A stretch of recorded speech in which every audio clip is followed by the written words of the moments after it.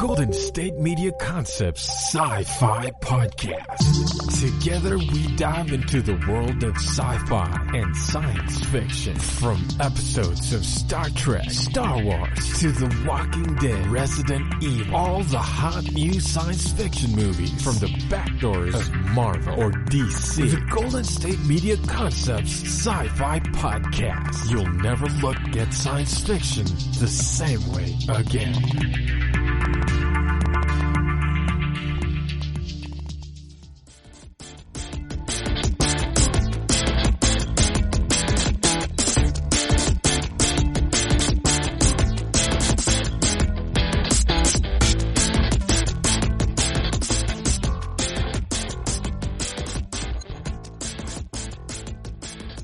Thank you for tuning in to the GSMC Sci-Fi Podcast, brought to you by the GSMC Podcast Network.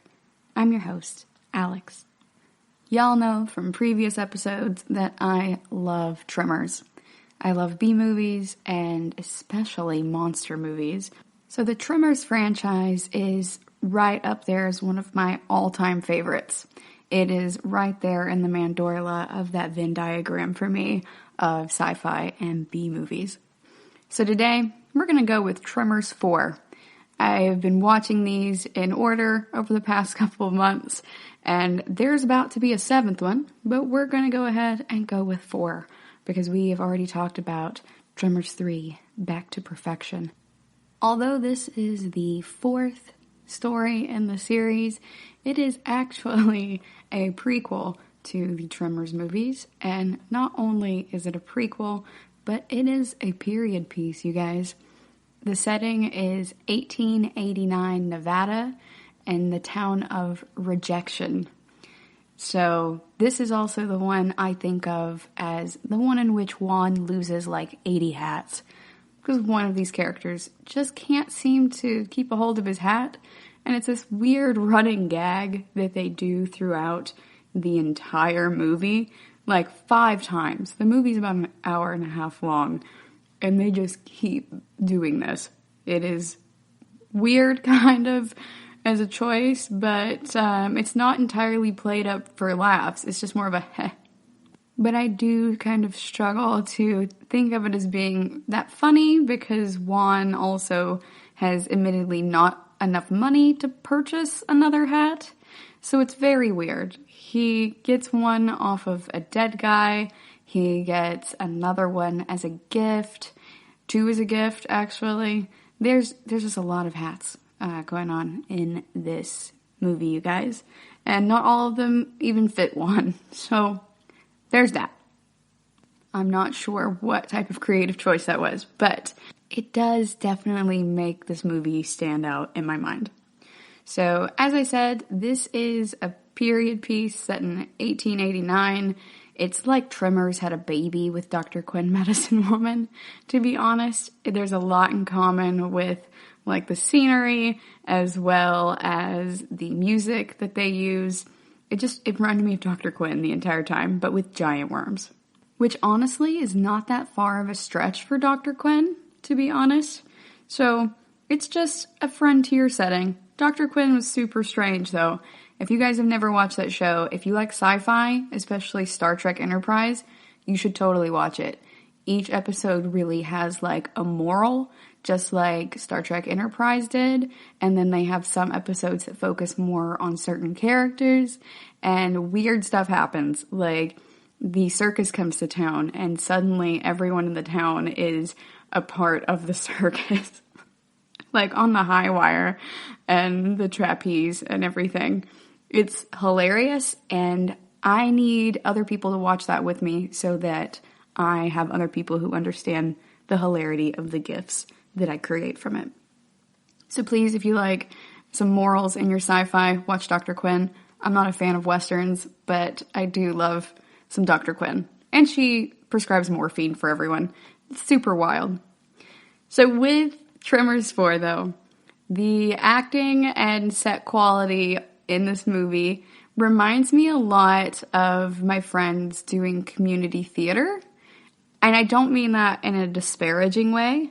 It just has a very different style of cinematography than most of the other Tremors movies, and some of the sci-fi effects are a little interesting, to say the least. So some things are sped up a little bit too fast, so when the worms are going back underground, it looks really weird, and it's definitely out of pacing with everything else. But I really love this movie, you guys. So now that we understand the setting and kind of what this movie looks like, the plot of it is that there's a silver mine in this small frontier town of Rejection. They only have like a market, a hotel, a bank, and a blacksmith area. They're still digging the well in this movie, so they just have a water tower at the time. And then it's just a frontier mining town.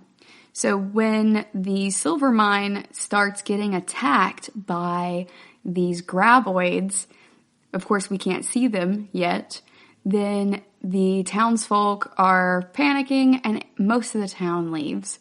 17 miners are killed in one day by the graboids in this mine.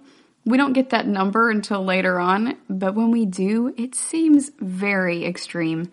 You guys, it is super strange how what we find are 4 graboids take out all of these people. They're not even just hungry at that point, and they're still kind of small, but they are just taking out 17 people apparently in one day. So understandably, the miners decide to abandon it and get the heck out of Dodge. I totally understand where they're coming from with that.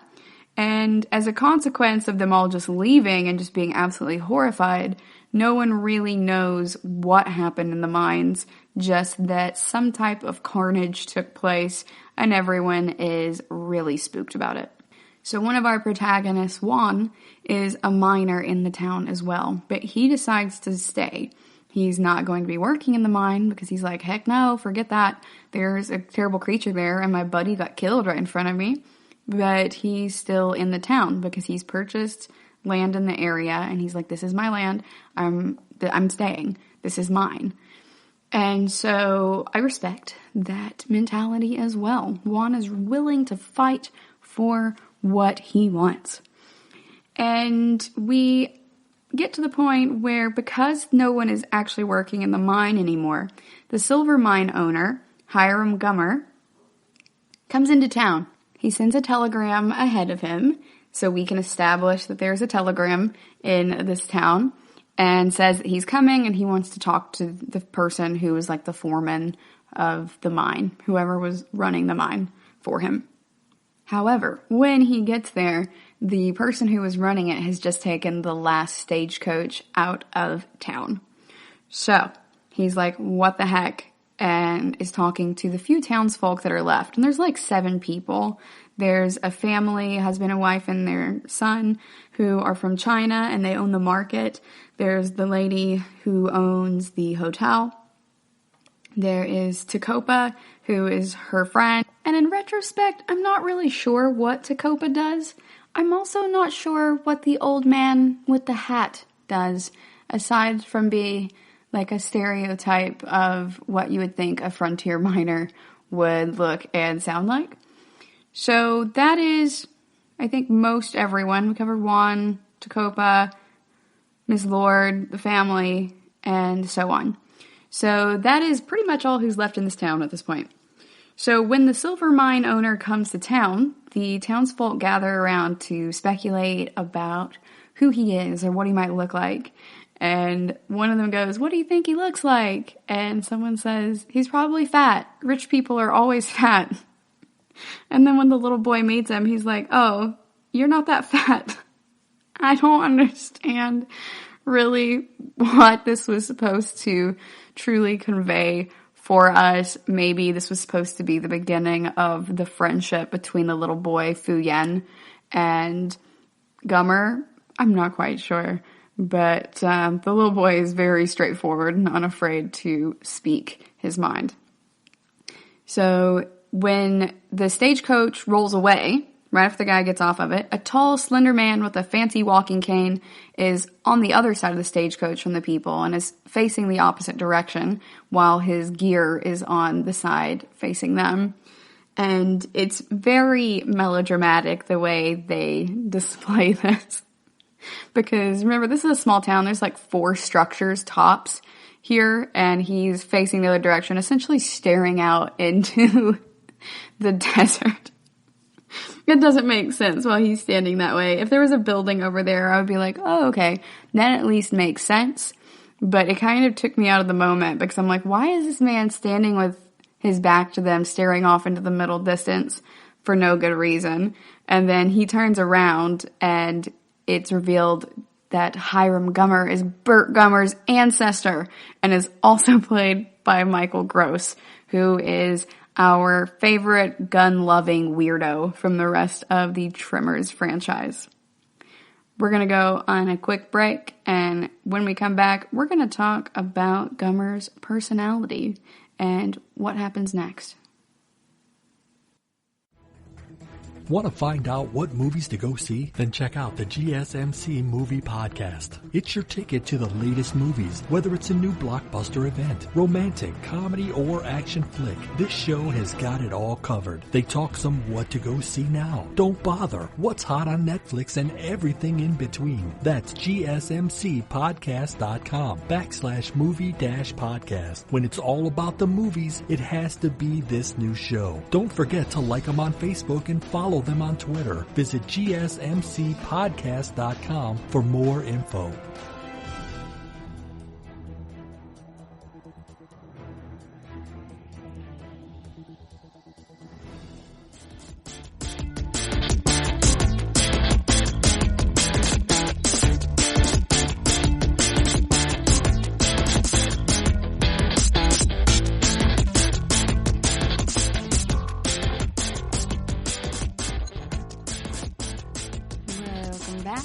Before the break, we were talking about how the Tremors 4 movie also still has Michael Gross in it, who is in all of these movies, and he is playing Burt Gummer's ancestor, Hiram Gummer, which is pretty much just Burt, but in period piece clothing in the visual sense. But this guy, Hiram Gummer, is really very different from Burt.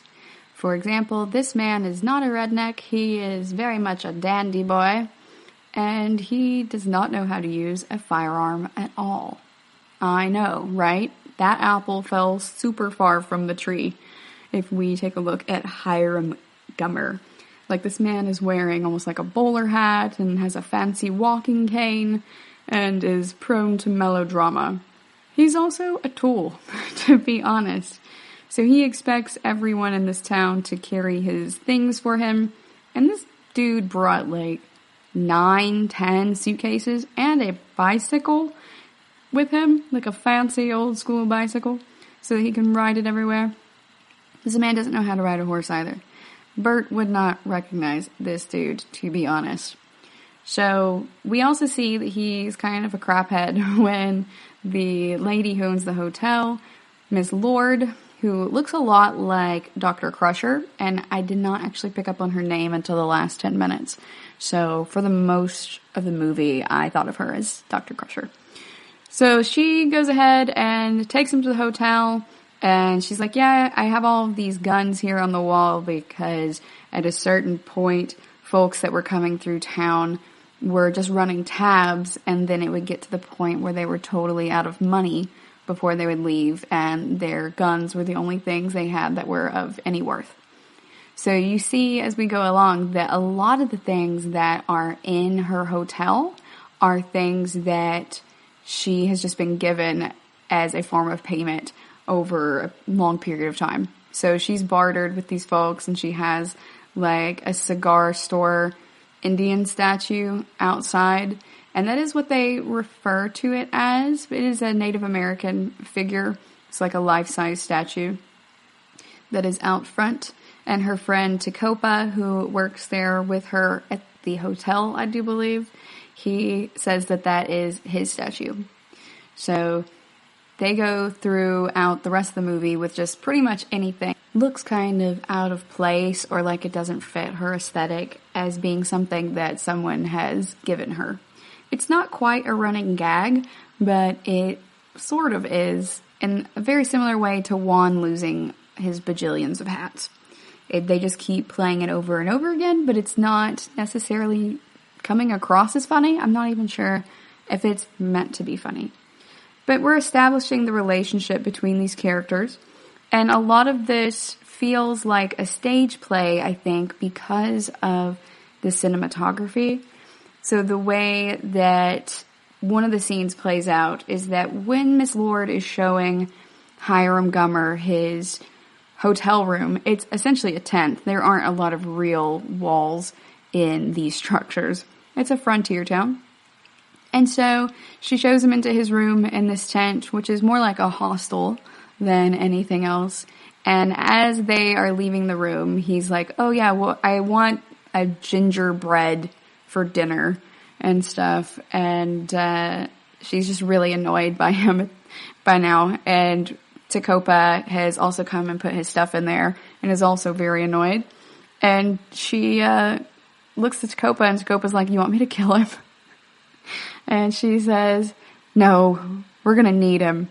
And so they're kind of talking under their breath, but in the scene, the way that it's framed and everything, Gummer is also like 3 feet behind them tops. And they are definitely not talking low enough for him to not hear them, but we're supposed to kind of think that he can't hear them. So in that way, it is also very reminiscent of a stage play. It's just a lot of the framing of the shots makes it look like a stage play, which is weird. I would watch Tremors, the stage play. I'm not sure how they would get a lot of that across, especially with the graboids, but I'd watch it. It could be cool.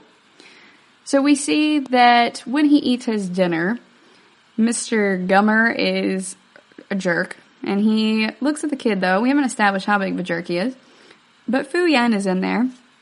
And he is told by Gummer that if he will go and fetch him the brandy from Gummer's suitcase or whatever, that he can have the last slice of the gingerbread that is on the table.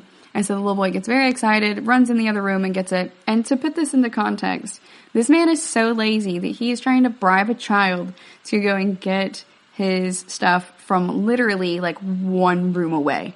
This hotel is small. It's a frontier hotel.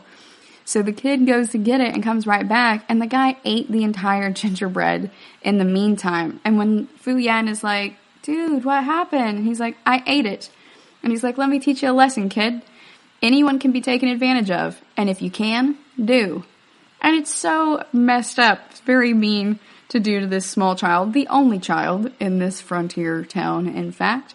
But it establishes a lot about Gummer himself, and Miss Lord looks absolutely just incensed that he has scammed a child and then is trying to teach him this lesson. And Gummer is just like, hey, somebody's got to teach the kid how the world works. And she's like, I think he already knows that on his own. So we are getting kind of a sense of all of these different characters at this point. And the townsfolk start giving us some of the backstory about what happened at the mine. And they're like, we don't know what happened, but 17 miners were killed in one day. And again, like that's kind of a lot of miners to be killed in one day by 4 graboids. Because we get to see the graboids a little bit later, and they're not that big, but they can like launch themselves out of the dirt, like flying. So the other ones that we've seen in the other Tremors movies, for the most part, they just like come up out of the ground a little bit. They don't fully launch themselves out. They're more like Shai-Hulud and the other types of spice worms from Dune in that way. They don't really like launch themselves. But these are more like cheese skippers, the types of maggots that will kind of jump up in the air is what they look like. So it's kind of weird. But these are smaller than we're used to seeing as well. But remember, this is a prequel, so it's understandable that their ancestors would be a bit smaller than they are. anything goes right now. Instead of progressing further along in their evolution to have them like above ground and hunting using heat and such, these are just basic graboids that are smaller and are hunting using the pressure on the ground and sound, just like the initial graboids from the first Tremors did. So, we have him sitting here listening to it, and then they also tell him that 7 more men went into the mine since the accident, and none came out. So that means that 24 people were killed by these 4 graboids in 2 days' time. Now, I have some logistical problems with this. I feel like they just pulled a random number, like, out of one of Juan's 80 million hats. But, it seems like a lot. It's a lot for the size that we finally get to see that these graboids are. However, we're just gonna roll with it. But they've killed 24 people at this point, which is like half of this frontier town, pretty much, and then most of the rest of the town has abandoned it. So at this point, Hiram's still like, we're gonna get the mine back up and running, and Juan's like, nah. And we're gonna talk about that more when we come back from the break. Stay tuned. Tired of searching the vast jungle of podcasts? Now listen close and hear this out. There's a podcast network that covers just about everything that you've been searching. Hey! The Golden State Media Concepts Podcast Network is here. Nothing less than a podcast bliss with endless hours of podcast coverage. From news, sports, music, fashion, cooking, entertainment, fantasy, football, and so much more. So stop lurking around and go straight out to the Golden State Media Concepts Podcast Network. Guaranteed to fill that podcast itch. Whatever it may be. Visit us at www.gsmcpodcast.com. Follow us on Facebook and Twitter, and download us on iTunes, SoundCloud, and Google Play.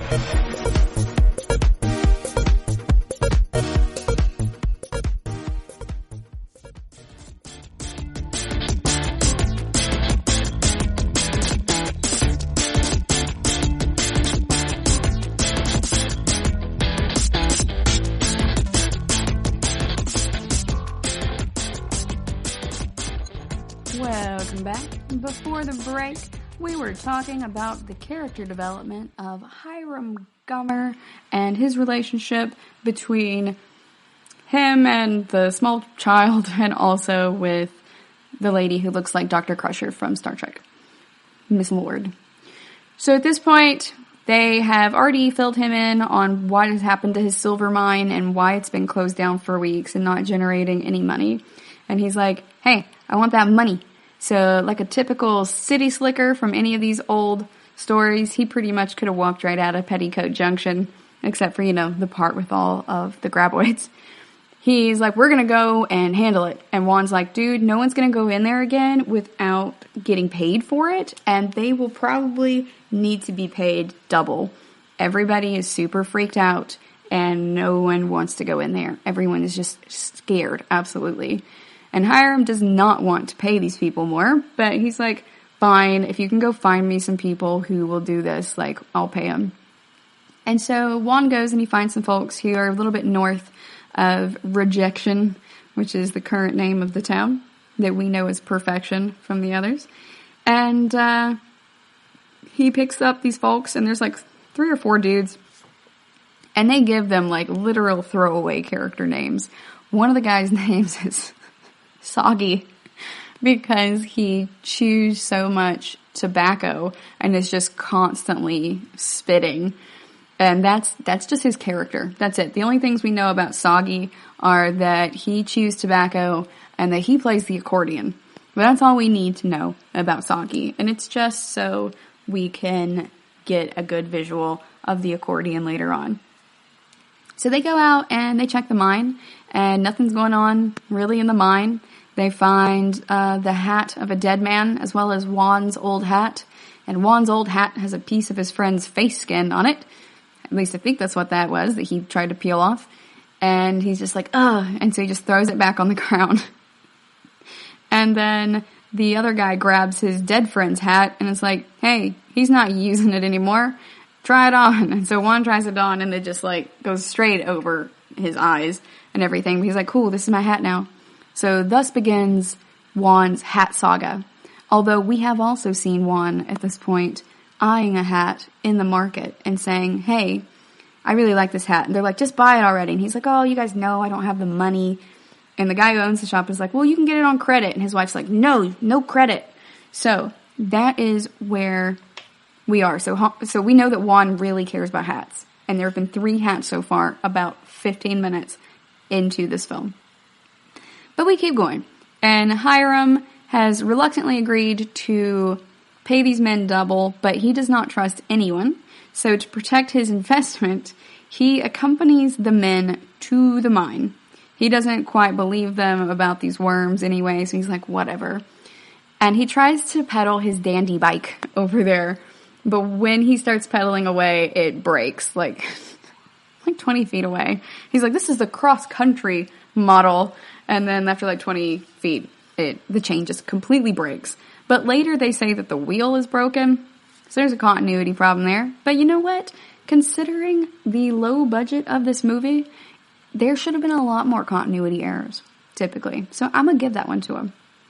So he ends up having to take a horse. He does not know how to get on a horse, and Juan has to help him each time. But Juan's just really nice. He's a super nice bro.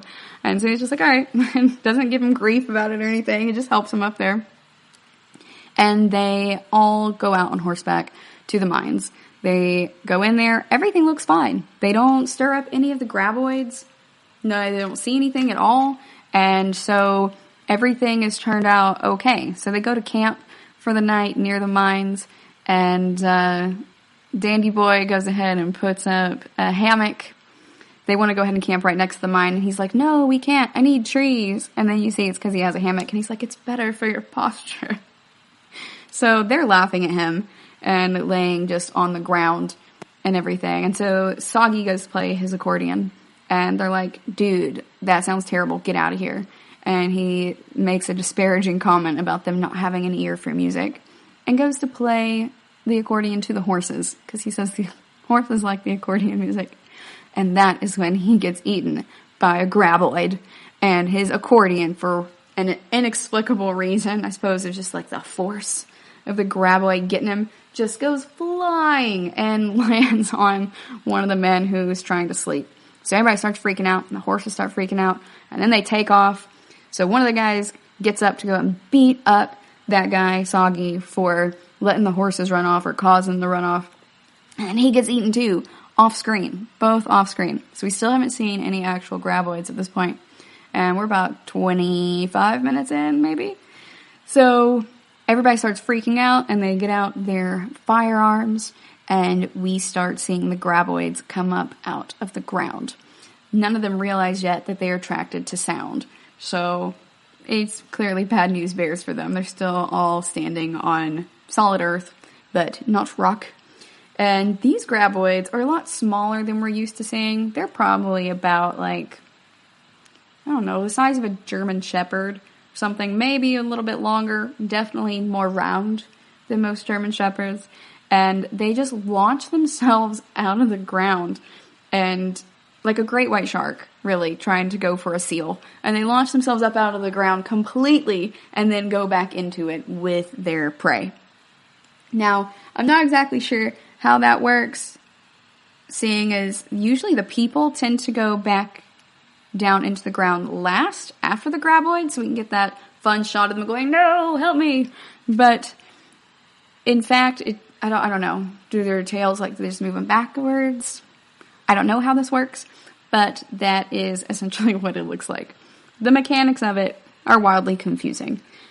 But we're gonna let it slide, you guys. This is the 4th movie, and it's a period piece. We already know what we're in for when we start this film. So as they are going along, and everyone is just suddenly dying horribly, one of my favorite scenes in the film, it reminds me of the Sharknado movies, in which these 2 graboids, one jumps up out of the dirt and knocks the guy in the legs, and the other one jumps out of the dirt from the other direction and like knocks him in the head, and then they take him underneath the ground and eat him. Ostensibly, they're eating him. So that one was pretty cool. It was pretty metal. It was a really neat effect. Although this is like the one part of the film where the special effects are a little bit wonky right here, and they are just kind of wiggling back into the ground, but they sped it up too quickly, and so it's kind of out of sync with the rest of the film, and so it's just like, and it's clear that it was something they were doing, like filming in reverse, and then they sped it up too fast afterwards. But I digress. It was still very funny at that point. So Juan has figured out before anybody else that they need to be on some rocks, and so he gets up over there and is like, I'm going to be on these rocks. Everybody come over here. And they try to convince people to come over there, but only Mr. Gummer goes over there with Juan. And Juan clearly knows the area a lot better than everyone else too. Everyone else gets eaten. And Juan kills one of them with a pickaxe.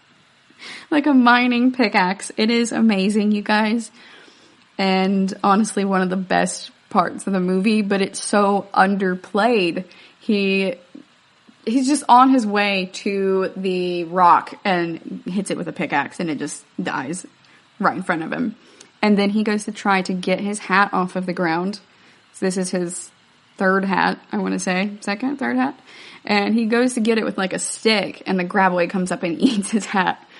And at that point, he's like, oh, they're attracted to sound and stuff. They don't mention the vibrations, but they do mention sound. And you know, sound's a vibration, so whatever. Tomato, tomato. So Juan is now hatless again, and Bert is like, oh, sorry, not Bert, Hiram, Bert's ancestor. Hiram's like, what are we going to do now? And he's like, we don't have the horses. We're not going to be able to outpace them. And Juan's like, we're going to follow these rocks all the way back. He's like, this is a mountainous region, and we can pretty much stay on the rocks almost the entire way back to town. And once we get far enough away, you know, hopefully they won't be able to pass through the rocks and stuff, and we'll be fine. So they go doing that, and Hiram just looks horrified, and he's like, we have to walk? And he's like, yeah, man, unless you know how to fly. I'm like, sick burn, Juan. And they go all the way back to town and let everyone know what happened. So at that point, they are feeling that, like, they're extra screwed in a way, but they're not as freaked as you would think that they should be at this point. And they're like, oh yeah, our guns didn't really do anything against them. So, you know, a lot of us aren't crack shots. I'm going to hire a gunslinger at this point. And so Gummer has them go ahead and send out a telegram to the neighboring areas like Denver and stuff, because remember they're in Nevada. And he's like, hey, send one to Carson City, send one to Denver, send one to this other place, and let them know that we are wanting to go ahead and hire a gunslinger. Everyone else is kind of horrified. They're like, gunslingers are wild men. They just shoot inside the house and everything. And he's like, well, we need them. So they go ahead and send the telegram, and we go ahead and establish that the little boy Fu Yen is really good with the telegram machine, and he understands it better than a lot of the others. So he sends it off for him, and then we continue on with just chilling for like a month in the town. Not even montage style, just 1 month later, like it is SpongeBob SquarePants. Alright, we're going to go on a quick break, and when we come back, we are going to talk about what they're doing in the downtime and what happens when we get that gunslinger in town. Watching TV has changed over time. Streaming has become the new norm. That's why Golden State Media Concepts television podcast dives headfirst to the world of cord cutting. Want to be on the loop of what's hot in Netflix? Or if it's not a preference, what about original shows in Hulu? We've got you covered. Join us as we fill in the blanks and talk about movies to stream and what show you should be binging. This is the Golden State Media Concepts television podcast.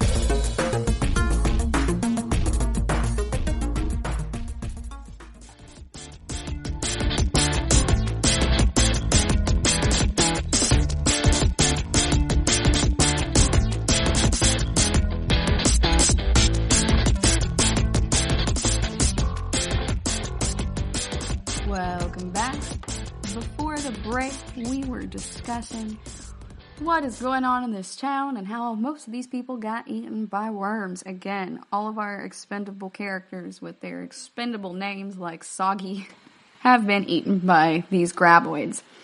However, they are not called graboids in this film at all. Remember, they end up calling them graboids in the first Tremors movie. These don't have names yet at this point. So they're calling them dirt dragons because they're mostly in the dirt and then they launch themselves out of the ground and kind of fly at you. So dirt dragons is what we are going with. We see that during the downtime while they're waiting for a gunslinger to respond, Gummer can't really fix his bike and gives up in frustration as Fuyan kind of peeks around the fence and watches it. Fuyan goes ahead and fixes it for him and wheels the bike out front and is like, "Hey, I fixed your bike for you." And he's like, "Oh, thanks, kid." And then he goes, "That'll be $5. And Gummer's like, "What? Anyone who fixed that would not ask for more than 2 bits. And the kid is like, "Yes, well," and he quotes him on anyone can be taken advantage of, and if you can, do. And this weirdly makes Gummer respect the kid more. And he goes, "I'm kind of short on cash right now, kid, but I will go ahead and you can have the bike as payment. You fix it, you can have this bike." And it's a bit of a moment of character development for Gummer as he teaches the kid how to ride the bike. And it's kind of adorable. And you see Miss Lord standing inside the hotel looking out the window and her ovaries are like exploding. And she's like, "Oh, that mean man is teaching a child how to ride a bike." And it softens her heart towards him at this time. So, also in this time period, they're trying to build a well. Remember, this is a frontier town, and they just have a water tower right here. And they're trying to build a well with this giant machine, which Gummer is just mostly annoyed about because it's making a lot of noise. But then he sees that the kid is going down in the well and digging out parts of it, and the bike is just sitting by the side. And I honestly thought that he was just going to steal the bike back, to be honest. But instead, he gets really upset, and he goes over there, and he's like, "Why is this kid going down in there and doing a man's job?" And they're like, "Bruh, holes are narrow, and he's the only one small enough to fit down there and widen them out." And he's just like, well, a boy should be riding a bike, and whenever it's wide enough that one of you can fit down there, then the adults should be doing that, and he should get to go ride the bike again." So I don't know if this is like some kind of weird childhood trauma thing, but it doesn't seem like it, because we do establish that Gummer has always had everything, and not just one of everything, but multiples of everything. And he's very different from these people, and we see that when he's talking to Juan, and Juan's like, "Man, I would just like to have one of something." And yeah, so it's kind of weird. They don't really explore that or flesh that out that well, but they're just like, okay, the kid and Gummer kind of have a weird bond, and he does not want the kid to be digging holes. He wants the kid to be riding a bike. And maybe it's just because he grew up rich, and so he never had to dig holes, and was just expected to play and everything. So that's like a weird character development moment as well. And the kid is just like, when he asks him, "Why aren't you riding the bike?" He's like, "I've got work to do, mister. I don't have time." And he himself has said he's not going to help them dig this well. So this kid is more hardcore than he is, and he's kind of getting a different perspective as to how he grew up versus what it's like to grow up on the frontier. At this point, Gummer has also had a fight kind of with Dr. Crusher / Miss Lord about his hotel bill. And he's like, "No, I said that I was going to run a tab." And she goes, "No, I told you that you guys need to pay me daily because of how much crap has happened in the past. And I did not agree to what you said." And so they got in a big fight about it. And then after he has this moment with the kid, he comes clean with her and is like, "Hey, I don't actually have any money. My father sunk all the family fortune into the silver mine that he bought here right before he died, including my inheritance. So I have to get that silver mine working again. Like, that's why I'm working so hard on this. I literally have nothing but my pocket watch, the medallion that is attached to it, some kind of currency, as well as his diamond cufflinks. He's like, these are the only things in the world that I own right now. And so that actually kind of makes him giving the kid the bike really nice in retrospect. We don't really think of it again. I'm only thinking of it now as I'm discussing it. But it's like, oh, he really doesn't have anything else in the world. And he still gave that kid the bike. That's actually kind of sweet at that point. And she's like, oh, well, that sucks. And he's like, yeah, we're going to try to get this mine running again. So they're just chilling inside on a super stormy night when the guy that they have decided to hire comes into town. Now, granted, they just put a call out for a gunslinger. The gunslinger has not responded via telegram and let them know that he's coming. So they just use this to play for effect, really. And a guy randomly shows up on a dark and stormy night, backlit by lightning and everything, and the kid freaks out because he can see his shadow on the wall. And he comes in, and it is the guy who played the bad guy in the X-Files Thief episode. He played Oral Petey, and that man is the wonderful actor Billy Drago. He is one of my all-time favorites. He's played a ton of different villains, and he passed away this past year in June of 2019. So it was really great getting to see him. That was a really nice surprise, and I absolutely love his work. He's been in Nash Bridges, he's been in Charmed as the demon Barbas as well. He's just fantastic. So he was the major villain Barbas in Charmed, and he was the demon of fear. And when I was a kid, I just remember being so freaked out by him, and I thought that he did an absolutely wonderful job. There were a few things that freaked me out as a child. Again, my parents let me watch RoboCop when I was 4, so there was a lot of gore and stuff that I saw early on, as well as Jaws. But Jaws did still scare me, even though sharks are my favorite animals. Scared me as a kid. So did Skeletor, and so did Billy Drago's characters. So it was really great getting to see him in this role, and he very much lives up to all of the other creepy guys he's ever played, but he's not a villain in this one. He's kind of an anti-hero in a way, because you can tell he would clearly just as soon shoot you as talk to you, and he does not have a lot of patience. But he is like, hey, I'm here to shoot whoever you want me to shoot, and he does come into town thinking he's there to shoot a person.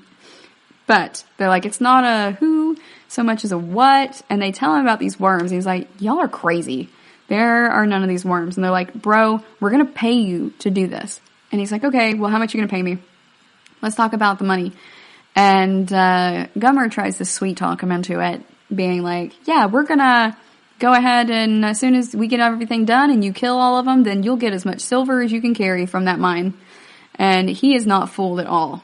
He is a sharpshooter, but he's also just sharp, you guys. And he's like, I bet you could charm the pants off anybody, but I'm listening to what you're saying, and the specific words you're using are telling me there's more to this than that. And I need to be paid up front, at least partially. And so he ends up taking the medallion from Gummer, as well as the diamond cufflinks that he has. So now all he has left in the world is this pocket watch. And at this point, the guy's like, okay, we're going to go ahead and go find this sucker. So Juan and Hiram Gummer and Kelly, who is the character played by Billy Drago, his name's Blackhand Kelly, they go out looking for the creatures. So they go to the mines, nothing there. They go and check the area where everyone else was killed, nothing there. They're just kind of roaming around the countryside and camping on rocks at night. And they find that when they go near where the warm spring is, next to the silver mine, that there are some eggs that had been hatched in the dirt that had been embedded there. So where they had routed that hot water from the springs through and it started funneling it out that way, it had dug into the ground, kind of eroded through the ground as water will do, and had exposed those eggs that had been in the dirt for who knows how long. They don't really speculate.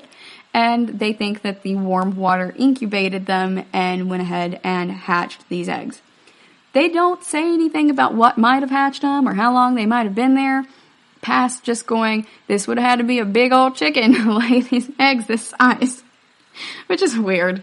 But, I kind of would want to know where it was coming from, because they're using the amount of eggs to count how many of these dirt dragons / graboids that there are. But they don't really consider where they came from at that point, or whether there might be more eggs in the area. And we never talk about it again for the rest of the film. So we're going to go on a quick break, and when we come back, we're going to talk about what they decide to do with this information about the eggs. The GSMC Life and Happiness Podcast takes you on a journey of exploration. We'll discuss tried and true methods alongside the latest trends of how to best live your life to its fullest and happiest. From psychology to meditation, science to self-help books, the GSMC Life and Happiness Podcast will help you to discover what makes you happy and how you can live life being the best you possible. Download the GSMC Life and Happiness Podcast on iTunes, Stitcher, SoundCloud, Google Play, or anywhere you find podcasts. Just type GSMC in the search bar.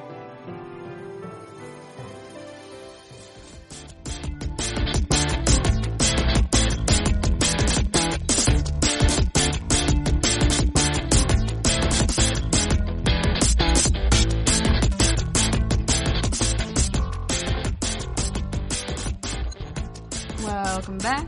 Before the break, we were talking about the gunslinger known as Blackhand Kelly, played by Billy Drago, and how he has come to help solve the dirt dragon problem.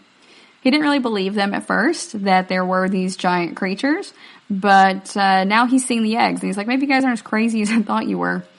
And they're like, dude, we paid you real money, like, we paid you with those diamond cufflinks and that medallion, like, I wouldn't have given you that if I did not actually believe that these things existed. And, fair point. Capitalism, all that. But they see that there are these 4 eggs. Those are the only ones there.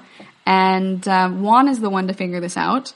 And I love Juan. He's my favorite character in this movie. And they find that, since Juan has killed one with a pickaxe already, they're like, oh, then there should be 3 left. Because remember, we're not going to think about how the worms reproduce or where the eggs would have come from. In this world, what came first, the graboid or the egg? It is the egg. Inexplicably. So, they keep looking around and they find some scales from the backs of the graboids, and the guy's like, oh, hey, maybe this one's dead. And Juan's like, no, maybe it's just shed its skin. He's like, those eggs were probably hatched like 6 months ago, because that's when we laid out the piping for the hot spring and exposed the eggs to the hot spring, and they are already this big, considering how big they were when they came out of the eggs. So they grow really fast. And he's like, maybe they've shed its skin. So they're like, ugh. And you're kind of creeped out at this point. You're like, oh no, what's going to happen next? So they did a good job with that part. And then they find a messed up wagon that had belonged to someone they called Old Fred in town. And that was one of the people who'd left rejection some time ago, when everyone was like, I don't know what happened in the mine, I'm just getting the heck out of Dodge. So his wagon is crashed kind of like in half, and they go looking for him, and they find his hat on the ground, of course, and Juan goes and turns it over. And then there's nothing there, but when the wind blows in the canvas of the wagon, they see that it's just Fred's head sitting there staring at them. Now, as I discussed in the episode on Resident Evil Extinction, I got some problems with the decomposition rates in movies like this. Old Fred and them left a long time ago. So since everyone else bailed out of town, except for like the 7 people we know live there still, it's been long enough for 7 more miners to be killed. It's also been long enough for Kelly to come into town, which was over a month, as it tells us on the screen. And yet this man's head looks like totally normal. Doesn't look like a zombie head, doesn't look decomposed in any way. It still looks super fresh. But I digress. So they go ahead and bury him. They bury his disembodied head under a pile of rocks, and they make a wooden cross, and then eulogize him with varying levels of... I mean, it's entirely sincere and genuine, but the way that it comes out, it's just like, we called him Old Fred because he was old. Like, they try their best, and then the dandy guy speaks of some poem at that point, and they're like, oh, maybe this guy's not so bad. He kind of has a heart. And they decide to leave. And they're like, okay, we can go back and camp on those rocks again. And Kelly's like, nah, brah, that's like 3 miles backwards. We're not going to go do that. So Juan's like, hey, we can go camp in this nearby structure called the Muling Station, and it has really thick beams on the floor, so they shouldn't be able to get through it. I was expecting, like, railroad tie beams or something. I don't know why. Maybe just because graboids can't get through rock. But, so I was thinking something similar. But it's just these thick wooden beams in the floor, you guys. Like, it's super weird. But that's what they picked. And so they go and feel super safe there. They put the horses outside, and they're like, hey, make sure the horses can't get away this time like they did last time. We're going to tie them super tight. And we're going to see how it goes for them. But the graboids come in the night, and they scare off the horses. So the horses rip off their tethers again, and they take off in the night. And when this happens, the graboids also start messing with them through like these giant cracks in the walls of this structure. Now I say crack because I don't really have another word for this, but it's almost like it's a dilapidated building in a lot of ways. It's barely a structure at that point, but you know, frontier town and all that. So the graboid can fit its multiple tongues. They have 3 prehensile tongues each, and can fit them through into the walls and start trying to check out who or what all is in there. And they wake up while this is happening and freak out and shoot at it, and they think that these appendages are actually new creatures. So like, this is something entirely new, this isn't what they look like. And it takes them a little bit until we get to see them come out, and they're like, oh my god, their tongues.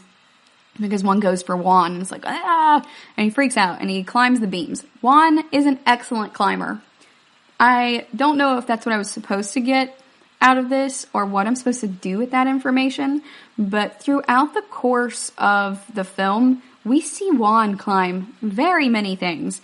We see him climb a pole with, like, the agility of a large cat, actually. It's like an electrical pole at one point. We also see Juan climb some scaffolding in the Muling Station, and a couple of other things. It's fascinating, the creative choices they elected to go with for this. I don't know what to do with it. Hit me up on Twitter if you guys know what I was supposed to get from that, if anything. But the graboids come out, they go ahead and try to fight them, but their firearms are not powerful enough. And Kelly is like, what the heck, you guys? You didn't tell me exactly what we're fighting, and you have to know your enemy. And they're like, well, man, like, chill out. And they're like, he's like, no, like, I needed to know what this was like so that I could bring the proper equipment. I don't have the proper equipment for this. We need rifles and shotguns and, like, dynamite for this. This is not something that pistols are going to help with. When you said that you needed a gunslinger, that's all you said, was that you needed a gunslinger and that the amount was negotiable. So he's a little bit annoyed with them, and he's also just horrified that Hiram does not only not know how to ride a horse, but he also doesn't know how to fire a gun. So in the middle of this chaos, while there are 3 dirt dragons / graboids outside, he starts trying to teach this man how to fire a weapon inside the structure. And he ends up just, like, blowing a hole in the window. So he's not very good at it still. And is trying to figure it out, but it does not go very well. And the graboids get smarter. And they start just pulling the beams out one by one. Since they can't come up through them, they're going to go ahead and remove them. And throughout the course of the night, they just keep pulling them until all that we're left with by sunrise is a very narrow area for our heroes to stand on. But just as suddenly as they started attacking, they kind of stop, and one seems to have gone around the other side and they go to check that out. And it's so another one can sneak up on them. And he just, I don't know how it silently came up out of the ground to get them inside the building, but it did. And it eats Billy Drago. And this is one of my favorite scenes in the movie because as it's pulling Billy Drago / Black Hand Kelly up into its mouth, it has him like, it's like he's standing in its throat and he's shooting down into the mouth of it where his legs are and just keeps shooting down into it. And it looks like it kind of swallows him whole while he's still alive. There's no blood or anything. And it does all of this above ground. So I thought for the longest time that he was just going to pop back out and be fine. Kind of like Tara Reid in Sharknado. But alas, he does not. It's a little bit misleading in a way. But perhaps that's just my expectations that are letting me down from watching too many B-movies. But he dies and he shoots down inside of it. But that does not seem to do anything either. Even though he's in like the soft part of it, but I guess his bullets really weren't enough for it. He gets eaten, and at that time, Juan had also sent a telegram back to the town and was like, hey, come help us, we need help, this is really bad. And we see the little boy, Fu Yen, figure out what exactly is coming through, and they think it's coming from Carson City, because this building that they're in is abandoned. But the boy pulls the Carson City line out, and they're still hearing the noise. And then he pulls out the one for the muling station, and it stops. So then he puts it back in, and he's like, it's the people that went out there. It's Kelly and them. We need to go and save them. But Tacopa and the other adults that are there have gone out for a couple of days to go hunting and stuff. And so Miss Lord decides she's going to go herself. So she hitches up the horses, takes off, and right after Kelly gets eaten, she pulls up around back and allows the two men who are left, Hiram and Juan, to climb out into the wagon and escape. So as they are speeding away, it's a lot slower to try to go on two horses hitched to a wagon, especially, also carrying three people, rather than being solo on a horse yourself. So the graboids are following them, and they're more massive than they were before, they're quicker than they were before, and they are right on their tails. And she's like, I can't get him to go any faster. And Hiram pulls out the slingshot that Fu Yen had given to him before he left, and he puts a bullet in it, pulls it back, and hits the horse in the butt with it. It's not fast enough as, a slingshot to hurt the horse in a way that would break its skin, but he does effectively shoot a horse in the butt with a bullet just to snap it and make it go faster. Very similar in principle to cracking a whip. I'm not saying that I am down for that or anything, but that is, in principle, what he is effectively. So they finally get fast enough to get away from the graboids. But in the chase, we also get this really cool scene where they go over part of like a giant ditch. It's not even that big of a bridge that goes over this ditch. So I'm not sure what the ditch is from really, or why they didn't just fill this gap. But it's probably like a 12-foot gap or something. But they put a bridge over it. And so as our heroes go flying on their horses over top of the bridge, and they're like, is he following us? They're like, I don't know. And then you see the graboid go from one side of that ditch, just blasting through the other, and straight back into the dirt on the other side. And it's one of the few scenes we get to see of a graboid in action completely above ground when they're at that size. So I really enjoyed getting to see that too. It wasn't as big as I thought it would be, but much like a lot of maggots, they do go through instar stages, which help them to grow and get bigger. So maggots have like 3 instar stages before they go ahead and pupate and turn into something else. Now, they're not going to pupate at this case because they are graboids / dirt dragons and not maggots, but I do appreciate how they kind of paid attention to a scientific component to kind of lend it some plausibility. There's not a lot of that in a lot of the other Tremors movies, and so that is one of the things that I do like about Tremors 4. The first Tremors movie goes into it a little bit with talking about seismology, but that is just about it. So that was kind of cool. We're going to go another break, and when we come back, we're going to wrap up this episode and talk about how our heroes handle the rest of the graboids.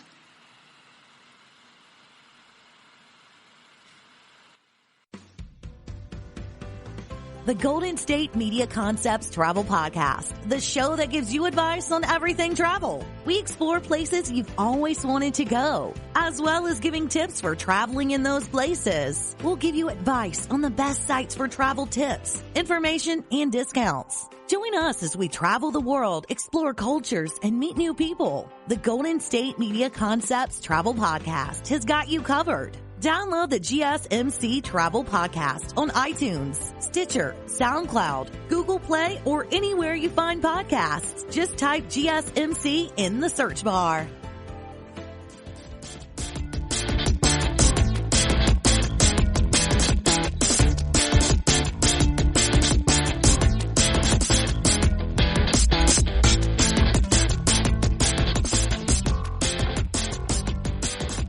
Welcome back. Before the break, we were talking about the one small foray into science that is made in Tremors 4 in the form of entomology and a brief allusion to instar stages, even if they don't use the terminology. I'm not sure when the terminology came around anyway, so I'm not going to hold them to that. Not only is it a B movie, but you know, it's 1889 in this period piece. So here we are. So our heroes have gotten back to the town at this point, and we are relieved that they have made it. Juan and them are like, hey, I don't think they're going to make it past, the North Passage area because it is a lot of rock, and I don't think that they can come through there. So we should be fine. I don't think they're going to get here. But everybody's like, but what about the mine? That's our whole form of economy here. Why people settle here? And they're like, I don't know. So, they decide that Gummer is going to leave. Gummer's like, I'm going to leave. And everybody else is like, no, bro, don't leave. And try to convince him in many ways to stay. But Miss Lord is like, okay, fine, if you're going to leave, then don't send back the horse and everything. Just give me the deed to the silver mine. I want it. And he's like, why would I do that? I was going to sell it to somebody when I got to Philadelphia. And she's like, you're not going to do that if I send a telegram ahead of you and let them know that there are giant worms everywhere. No one's going to buy that at that point. And so they try to blackmail him into staying too. And then he still leaves. And while he's riding this horse out, Fu Yen makes a last-ditch effort to get him to stay. And he hops on that little bicycle and he cuts it right in front of the horse. And he's like, please stay. And he's like, sorry, kid, I can't help you. And the kid looks at him, gets off of the bike, throws it to the ground, and just walks away. It was pretty hardcore. It was a big mic drop, and I really enjoyed that scene, to be honest. So he goes ahead and leaves and goes to a nearby frontier town. He's in Carson City or something. It doesn't take him too long to get there, but he does make it. However, the worms also make it through the upper valley, despite the rocks that are there, and head for the town. And Juan sees them from a ways off and is like, oh crap, they're coming. And they've been trying to telegraph the other nearby frontier towns, but no one's taking them seriously. They don't think that they're crazy. They think that they're just joking because they're just like bored on the frontier or something. And so when Gummer goes to buy his ticket to another big city on the train, then, or maybe a stagecoach, then he hears that in the telegraph office. The telegraph guy who is also selling the train ticket or stagecoach ticket is being like, yeah, they're so crazy over there. They're hilarious. They say that there's worms coming for the town. They've come through the North Passage. And so this is a defining moment for Gummer. This is his pivotal moment. And he just walks out of there without his ticket and decides to go back. And we don't see what he does exactly. We just know that the townspeople have decided finally that they're going to leave. And they've packed everything up except for the piano that Miss Lord has. And she's very sad about, and we know she's attached to it, despite us not ever having seen her play it before. They just kind of tell us it's important to her, and then we never talk about it again. We just only know that she's sad that they can't fit it on the wagons.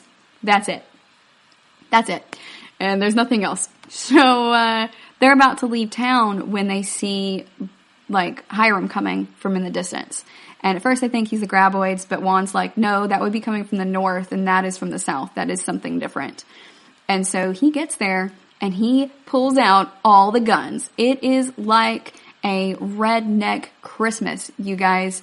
He has brought all of these firearms for everyone, like Christmas with the NRA. And he's like, here, you get a gun, and you get a gun, and you get a gun, like Oprah. And he hands them out to each person like he had that in mind for them, even though this man knows nothing about firearms. But he's like, here's a Derringer for you, and here is a rifle for you. And he hands them these nice-looking firearms, and then he unloads the big one from the back. And he's like, I got another one, too. And it's called a punt gun. And this thing looks like a cannon, if a cannon also still looked like a rifle. So it still has like a trigger on the back of it. This thing is ginormous. And you have to pack it manually with a ton of gunpowder that he's brought with him, as well as, you know, the balls that go in it. But it's not one big ball. It's more like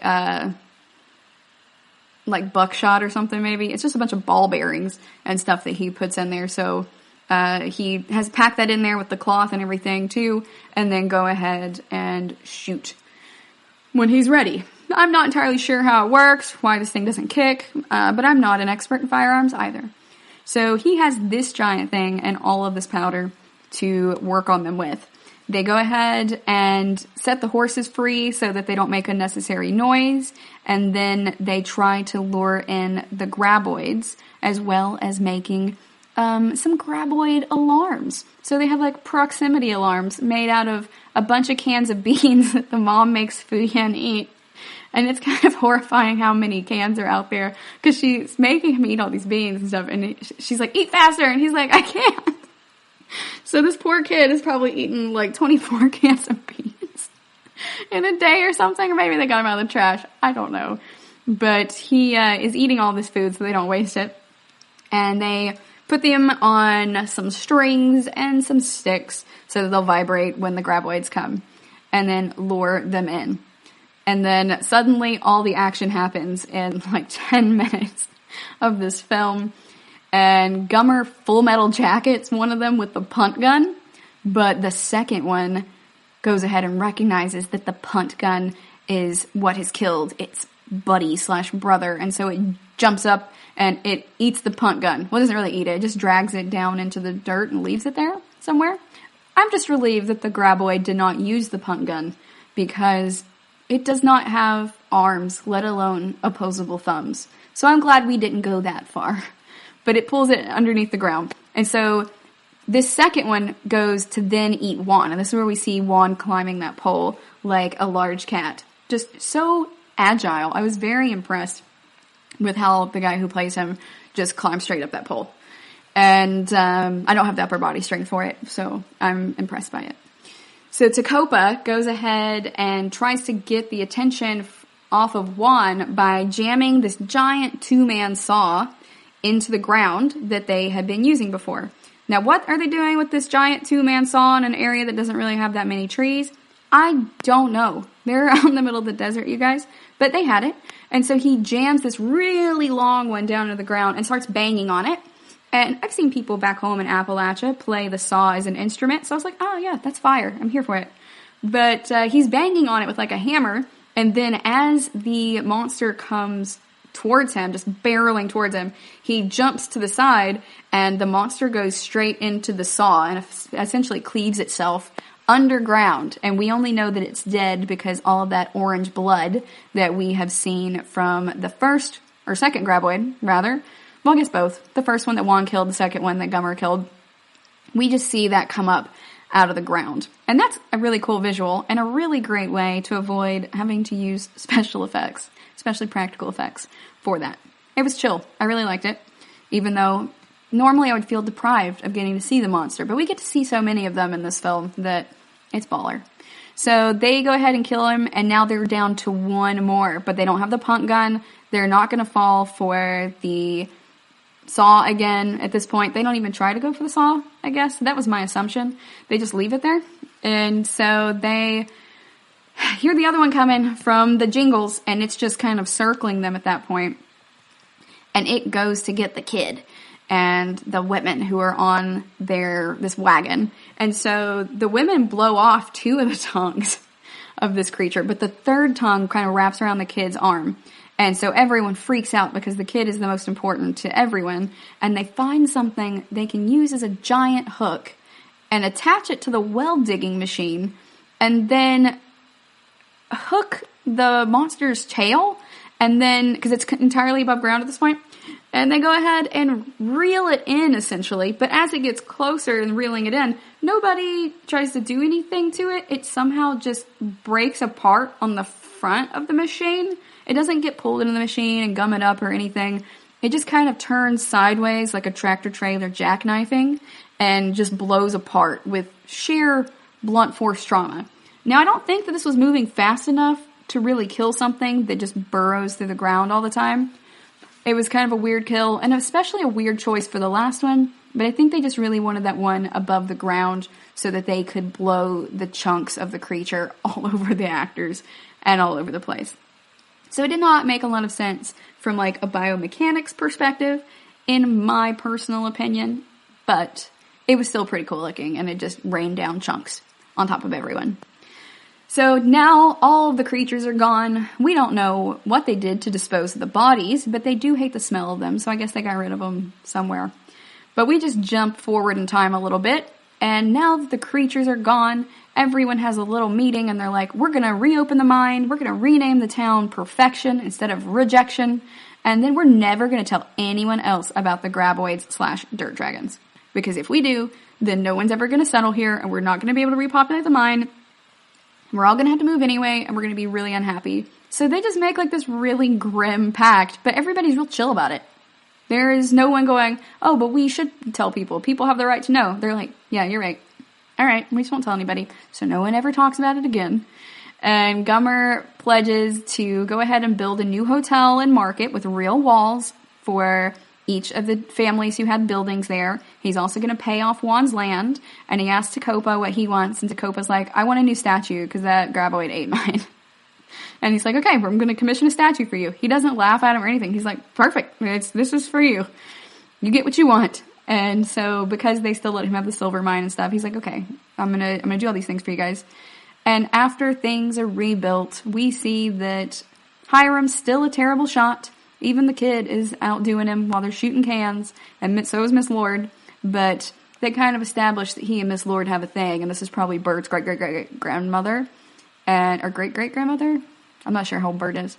But Miss Lord is like, I know that you have trouble with this, and you still can't shoot anything, so I bought you something that is going to help you with, improving the chances you're going to shoot something. And she wheels something over and whips the cover off of it. And it is an early model machine gun. Like, this thing is so huge. Like, it looks like a cannon in how cannons were mounted on, like, one large wheel on either side of it and rolled around. And it's not belt-fed, per se, but the clip is mounted in the top of it.